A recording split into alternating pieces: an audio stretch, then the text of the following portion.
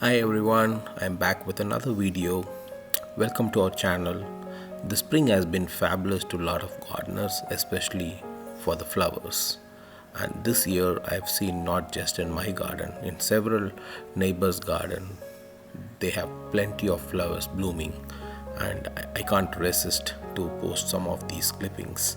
So just starting with these beautiful flowers and climbers and vines in the garden for first few minutes, and then I'm going to show you the continuation from the last video. As we were prepping the raised bed garden, we will show you like what we have done and what we planted in the raised beds. The one what you're seeing, this is the Peggy Martin. This will give bunches of tiny pink roses. You see, these are the pods. It will pretty soon it will open all these flower pots, and there are like thousands of flowers in this Peggy Martin. Just for the winter, I kept it on the raised bed, but what happened now is the roots got penetrated into the raised bed itself, and I don't want to disturb the growth, so I started making them to climb on one of the cattle panel until I find a way for them.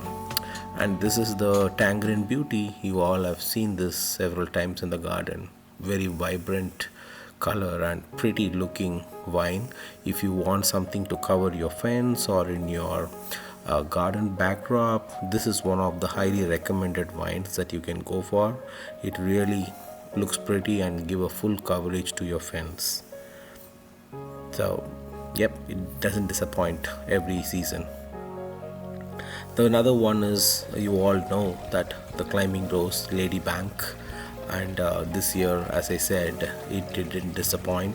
Last year I didn't had this much of flowers, but this year every vine has thousands of flowers in the entire plant, and obviously it's a very good season for everyone.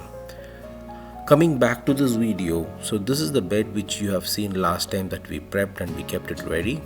I think it's maybe a few days after we prepped the bed, we started making this as a square foot.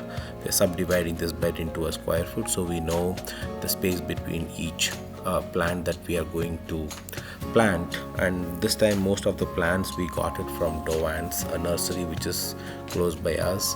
And because of the weather, we couldn't do much of like sapling and seedling from the indoor garden, and we were buying all these plants from outside, most of them. And we were planning how we can place these plants in the raised bed garden. That's what you will be seeing in the next few minutes. Before you see those things, few reminders to you what we have done in this bed last time. If you recollect, we have buried bunch of fertilizers like compost, organic compost materials in this bed at least 1 foot below the soil level. We buried everything, right? So you have to leave few days for them to get settled in the soil, rather than getting your plant planted immediately after you put all those organic materials in the bed. That's why we gave that gap from the time we put all those organic compost, and then now we are planting it.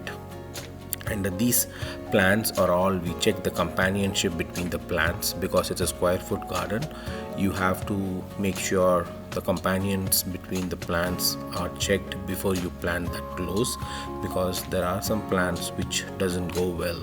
If you want to know more about the companion plants, check my previous videos in my channel. I have given a very detailed post about the plant companionship and what plant goes well with other plant, and what plants will act as a natural pest control and a pollinator to attract pollinators.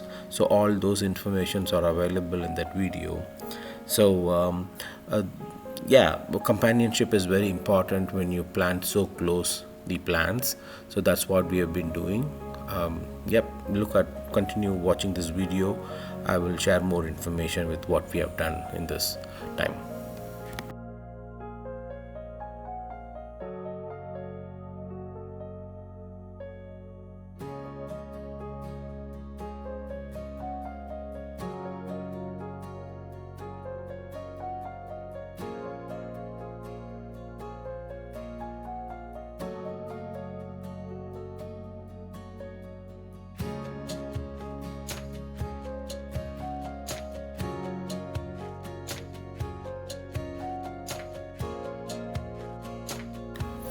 As a planting tip, if I want to tell you something, please always try to put the tag next to the plant to identify what kind of plant that you have planted in your bed.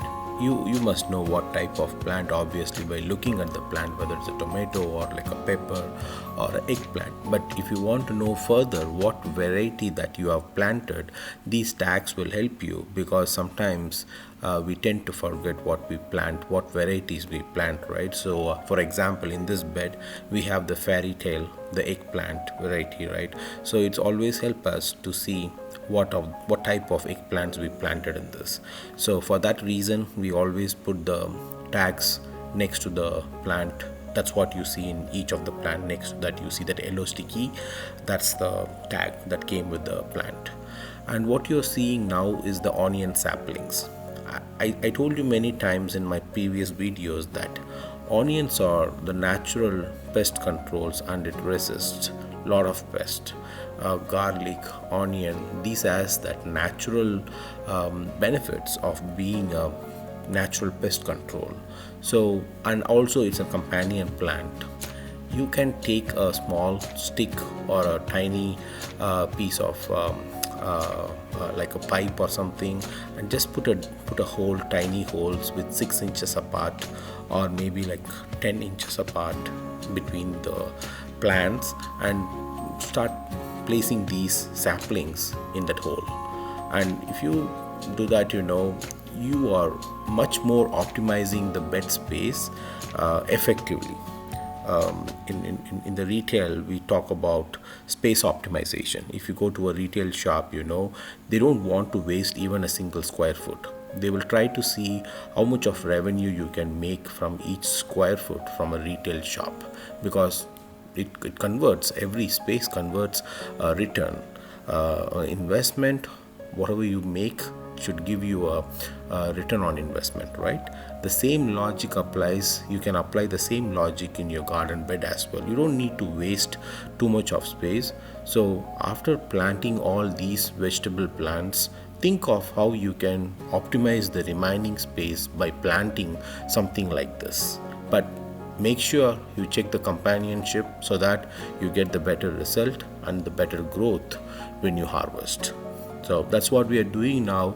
And in this bed, we decided to keep peppers, tomatoes, eggplants, and onion saplings. We have yellow onion and the white onion, both varieties. So we have been planting those in the bed. The same thing we tried to do in a couple of other beds, and then whatever other varieties of plants we had, we planted in the other raised beds. We will show you all that in this video.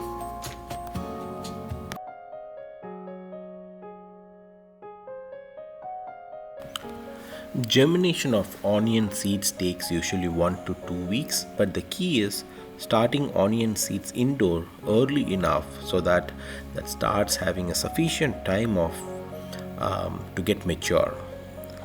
Then you can transplant the onion saplings from indoor to outdoor, and depends on the varieties of the onion type, the saplings that you have.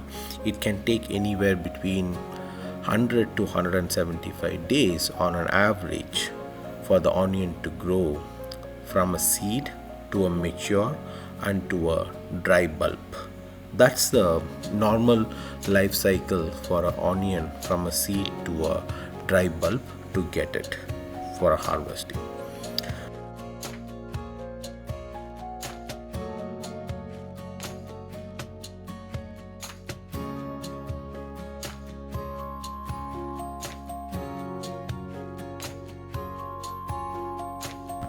I want to show you how a week later these saplings and the plants that we planted in the raised bed looks.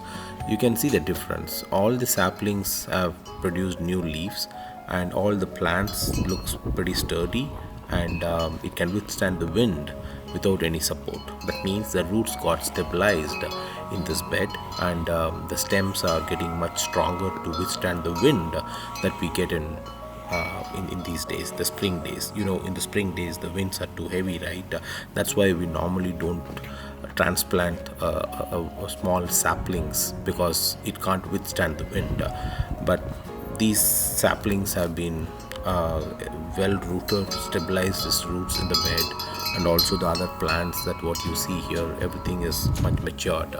This is my pomegranate plant. The vibrant flowers couldn't stop me to capture those things, so just taking a few clips for my own reference, and I'm sure this year it's going to produce some beautiful pomegranates.